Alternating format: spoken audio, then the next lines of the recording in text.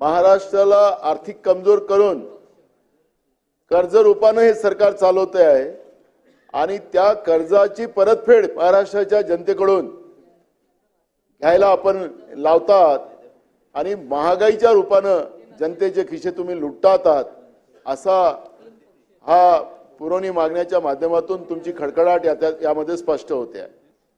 आपण सांगताय की आम्हाला लाडक्या बहिणीनं जिंकवलं, खरं तर लाडक्या बहिणीचं मत आपण समजूनच घेतलं नाही।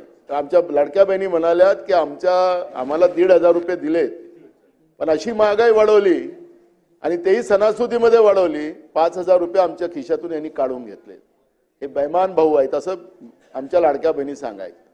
मी राज्यपालाच्या अभिभाषणावर तुम्ही कसे निवडून आलेत वगैरे त्याच्यावरचं वेगळं भाषण करणार, पण आज मी तुम्हाला सांगतो की हे जे काही तुम्ही आपल्या याच्यातच गवगवत आहात की आम्ही लाडक्या बहिणीमुळे निवडून आलेलो आहे, तसं नाही आहे।